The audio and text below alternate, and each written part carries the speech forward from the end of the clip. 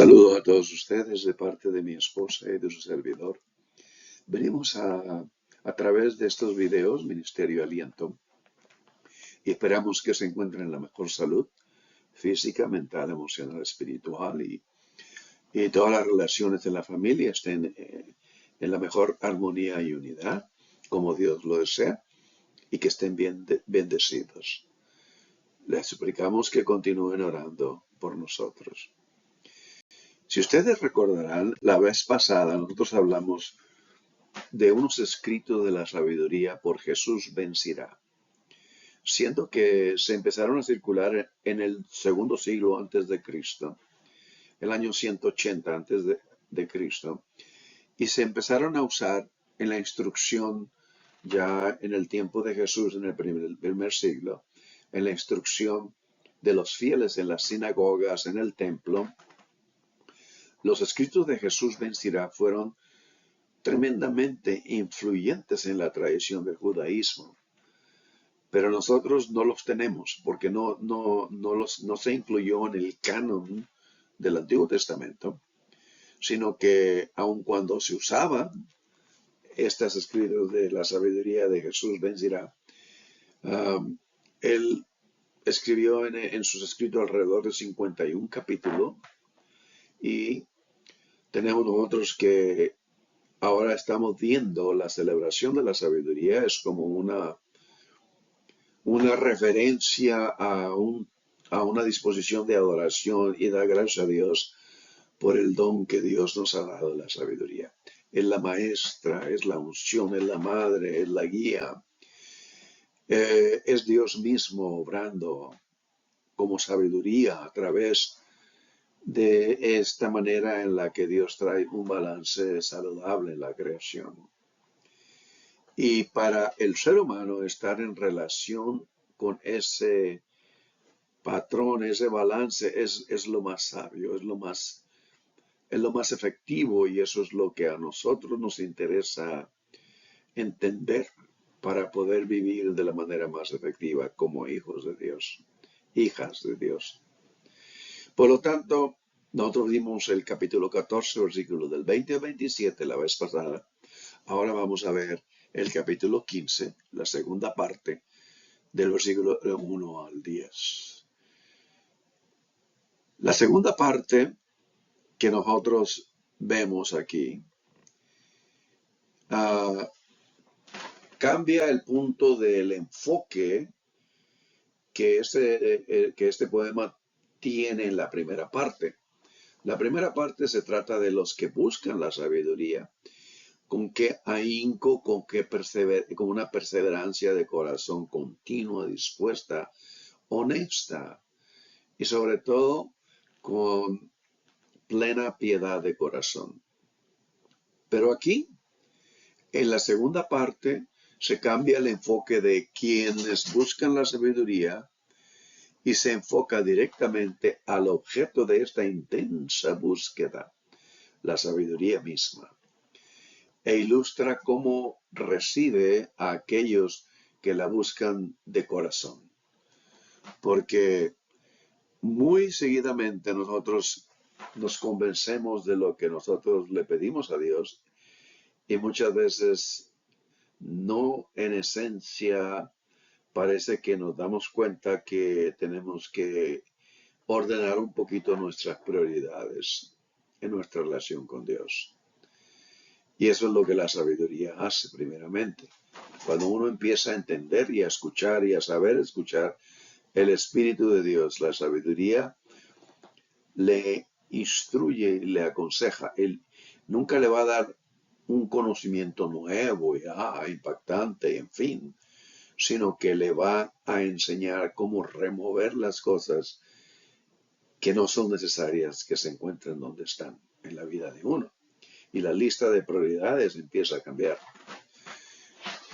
Tenemos entonces que, por ejemplo, Proverbios nos dice, Proverbios 24, versículos 3 y 7, nos habla de esto. Con sabiduría se edificará la casa y con prudencia se afirmará. ¿Okay? Esta prudencia, un corazón de que es prudente, prudencia es la actitud es la orientación que habla la Escritura mucho acerca de el temor a Dios. Pero la segunda porción del versículo, en el versículo 7, alta está para el insensato la sabiduría. En la puerta no abrirá él su boca, porque la puerta en la ciudad es donde se trataban los asuntos, si ustedes recuerdan, de acuerdo a la tradición antigua judía. Entonces, aquí el poema de Jesús ben Sirá, esta segunda parte, es parecida mucho a este Proverbios capítulo 24 y el versículo 3 y el versículo 7. La sabiduría se deja capturar gustosamente por quienes la buscan con absoluta integridad, pero se mantiene alejada de aquellos que carecen de discernimiento, que toman las cosas ligeramente, que la buscan con falta de integridad. Y por esta razón, el poema en su segunda parte, los primeros 6 versículos, habla de aquellos que se acercan reverenciando a Dios, versículo 1, y, y poniendo en práctica el consejo de Dios. Esas son dos cosas. Primeramente, en la primera parte del versículo 1 es la actitud del corazón hacia Dios. La segunda parte del versículo 1 es la práctica continua del consejo de Dios en la vida de uno. Y esos dos estilos de vida, dos estilos de la persona, le hacen encontrar la sabiduría. Y luego después le escribe cómo ella lo recibe. Y por esta razón vamos a ir viendo esto detenidamente. Pero el versículo 7 cambia como sería el capítulo 24 de Proverbios, versículo 7. Ahí cambia y habla de aquellos que no parecen alcanzar la sabiduría. Y en el versículo 10 termina con un énfasis muy enfático y finalmente dice, el sabio es quien la alaba. Estamos hablando no de instrucción sobre la sabiduría y, ahora lo entiendo. No, estamos hablando de la persona en sí, la sabiduría, el ruaj, el espíritu de Dios, la sabiduría como una madre y como una madre que le enseña el consejo y le da palabras para poder traer una guía, un despertar a las personas que le escuchan. Lo mismo que hablamos en aquella ocasión de Mateo, cuando Jesús dice, mas sus hijos, hablando de la sabiduría es, digamos, afirmada por sus hijos. Creo que eso está en Mateo. Y por esta razón nosotros vemos claramente que el versículo temático, entonces, la reverencia a Dios, el temor a Dios, que es una actitud de un corazón piadoso, y según Jesús ben Sirá, practicando diariamente el consejo de Dios, estas dos cosas, estilos de vida, pues nuevamente lo digo, le guía a cualquier persona, cualquier ser humano a encontrar la sabiduría. La imagen de la sabiduría en el versículo 2, como madre y después como una joven novia apasionada, una esposa de la juventud, como en el caso de Proverbios capítulo 5, versículo 18, cuando habla de la relación matrimonial, habla de Sea bendito su manantial y alégrate con la mujer de tu juventud.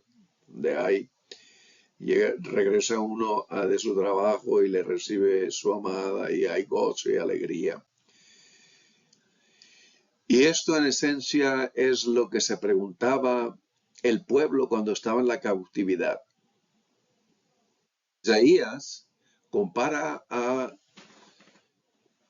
Yahweh con una madre que no puede olvidar a sus hijos y que ofrece consuelo durante el tiempo del exilio de Israel. Ahí está en Isaías capítulo 49, versículo 14 al 15. Dice el, uh, el texto bíblico del Torah mismo, lo dice, mi pueblo, uh, mi pueblo fue destruido por causa de conocimiento.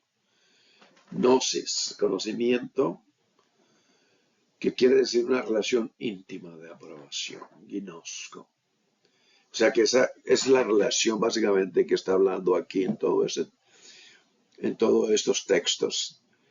Dios como madre jamás se olvidará de los que dio a luz para dejar de compadecerse de los hijos de su vientre. Y esto muchas veces lo describe a esa manera. Como nuevamente repito, como en el video pasado dijimos, Jesús dijo, Jerusalén, Jerusalén, ¿cuántas veces no quise tomarte como la gallina trae así a sus polluelos debajo de sus alas? Esto es digamos, un sentido figurado de cómo Dios se relaciona a la creación, a la criatura. Es de suma importancia entonces entender las conclusiones revelantes de esta última afirmación, porque en los libros de la sabiduría, los escritos antiguos de la sabiduría, no se menciona enfáticamente la justicia ligada a la observación legalista de la ley o pacto, ni a los rituales como ocurren en otras partes de la escritura, digamos. En segundo lugar, los libros sapiensales, se dicen libros sapiensales a los libros de la sabiduría, comparten un marcado tono didáctico. O sea, es una continua instrucción. La palabra sabiduría impregna todos los libros antiguos sobre la sabiduría. Y aparece, la frecuencia es mucho mayor si se incluyen los sinónimos de sabiduría. En tercer lugar, se observa una atención constante a la sabiduría misma, lo que diferencia a estos libros bíblicos de otros libros canónicos. Los libros, por supuesto, escritos sobre la sabiduría, tratan sobre la sabiduría práctica, la vida práctica del ser humano, saber cómo vivir bien, cómo desempeñar las propias tareas y cómo los secretos de comprender el universo. Pero la Biblia va más allá de ejemplos concretos de sabiduría para explorar la naturaleza de la sabiduría en sí. Su importancia, sus límites y su relación con Dios, como lo describe el capítulo 8 de Proverbios. Dentro de este conjunto de literatura sapiensal canónica existen considerables diferencias que se derivan de la presencia de distintos géneros literarios y de los diferentes significados que tenía la sabiduría en la antigüedad. Es un tema que nosotros conocemos muy poco realmente.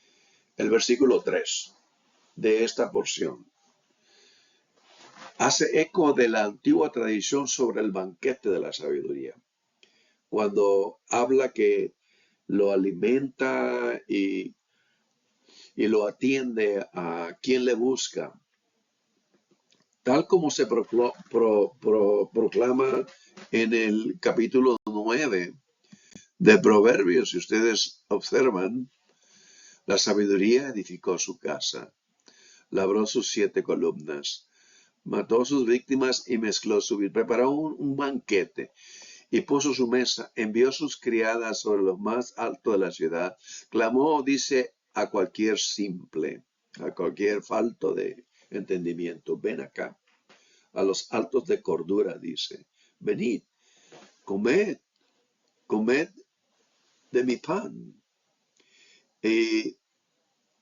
bebed de vino que yo he mezclado. O sea, la sabiduría invita al ser humano, porque dice que su deleite está con los seres humanos, o sea, en traer consejo, en traer guía y realizar la vida del ser humano es el gozo mayor de el Espíritu de Dios, como la sabiduría, como en relación la madre a sus hijos.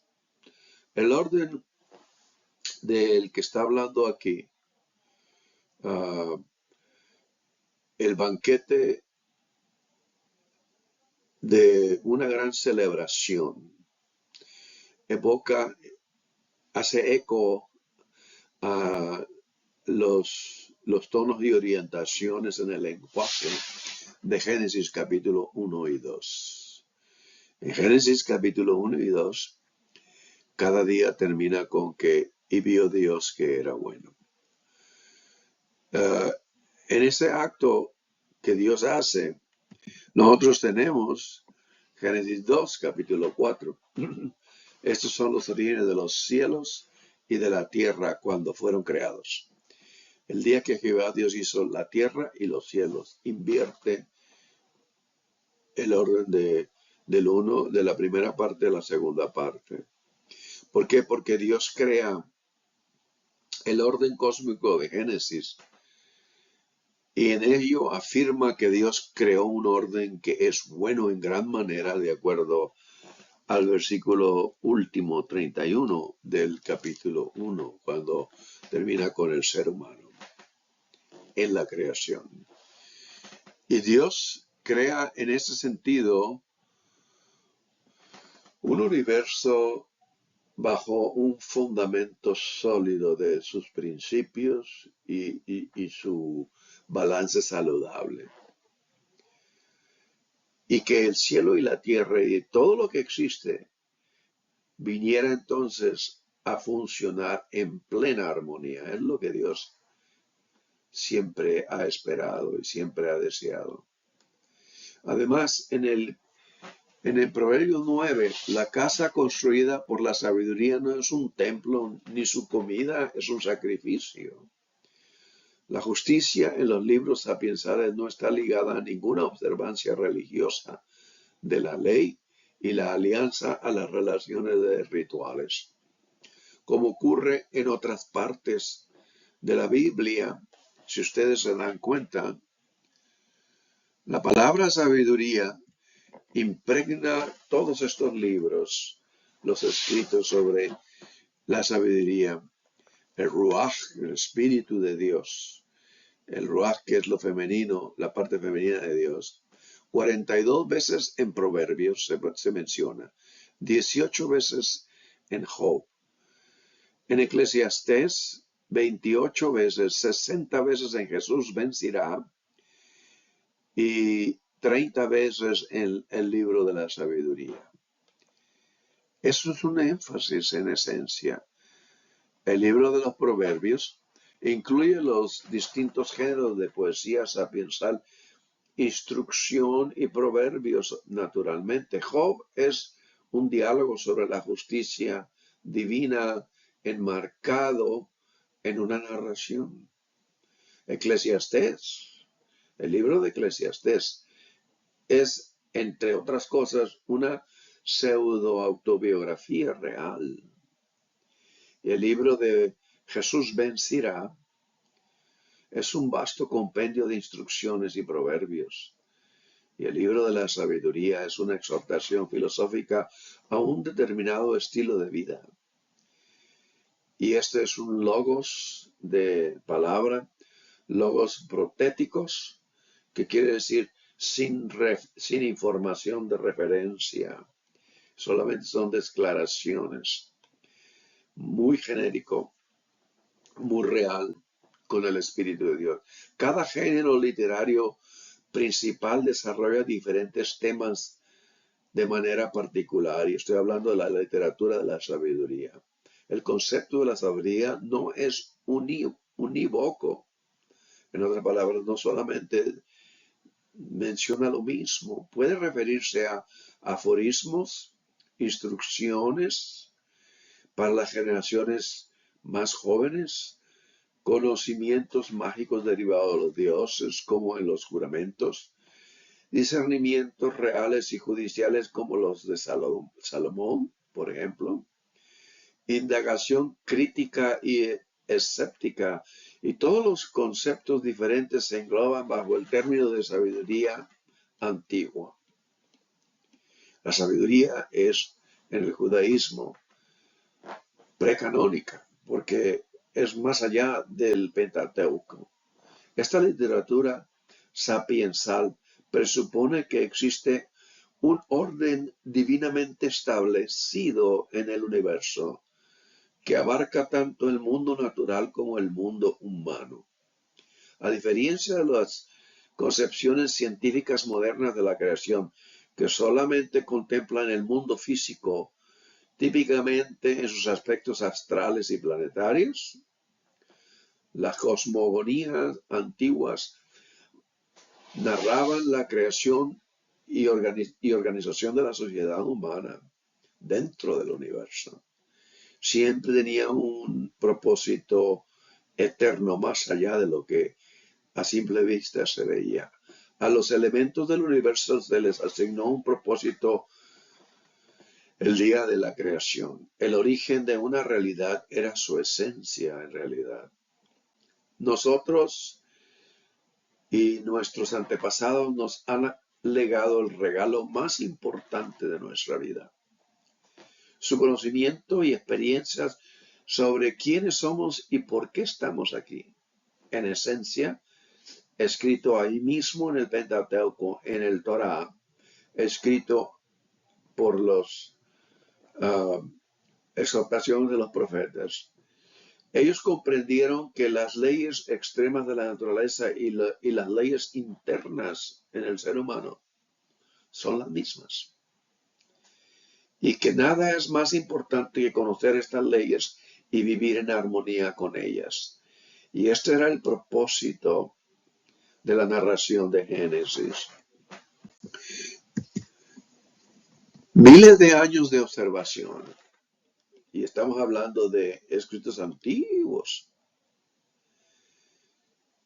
Y experiencia de estas leyes en el universo, en la manera en la que el universo se sostiene y opera, les abrieron a nuestros antepasados las puertas a dimensiones invisibles y conscientes de la realidad que ellos llaman la dimensión del espíritu, y que los científicos ahora denominan campo cuántico, inclusive. Experimentaron este mundo invisible como la fuente de su propia conciencia y se dieron cuenta de que la plenitud de sus vidas e incluso su propia supervivencia dependía de su conexión y relación con ese mundo creado, de acuerdo al texto. Fue su descubrimiento de esta dimensión y su capacidad para comunicarse con ella lo que nos impulsó a lo que hoy llamamos conciencia moderna. Alrededor o desde 40.000 años antes de Cristo, este salto evolutivo de la conciencia se produjo en todo el mundo una vez que la especie humana desarrolló el uso del lenguaje simbólico. Y así comenzaron las historias.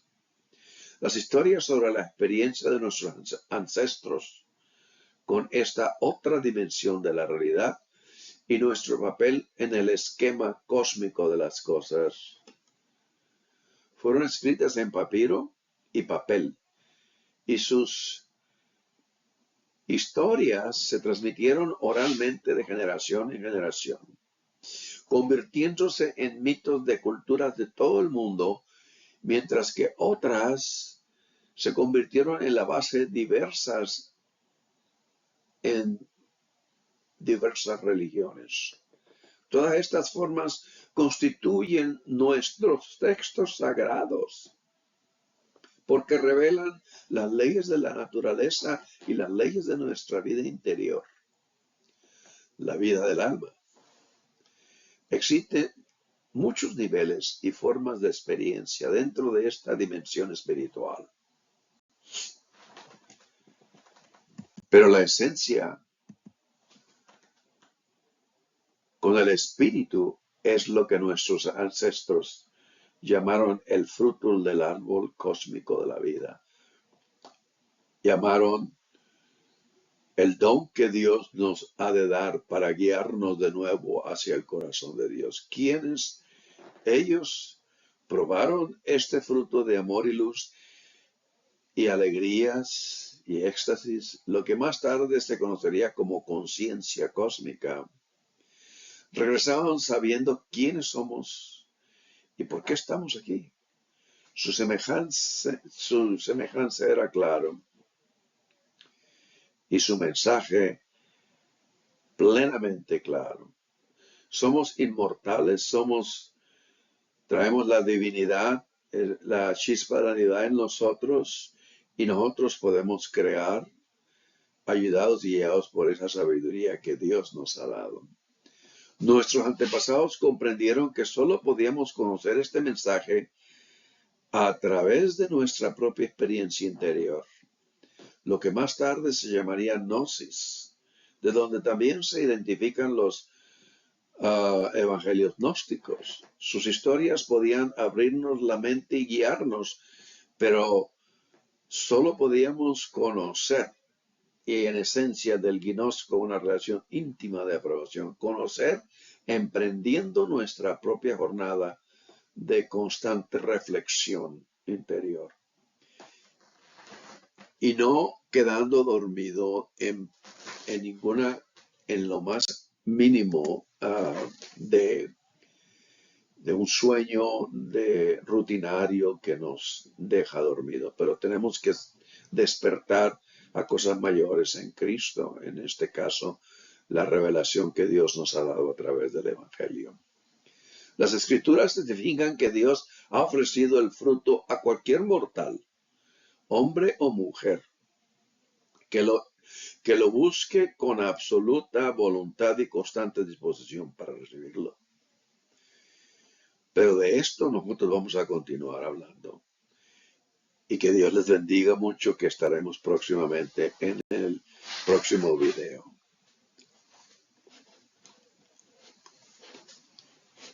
Amén. Bendiciones, paz, restauración, descanso absoluto. Dios nos ha llamado al descanso en actividad, un descanso en movimiento. Y que esto sea fortalecimiento a nuestra alma. Que Dios les bendiga. Estaremos próximamente juntos. Amén.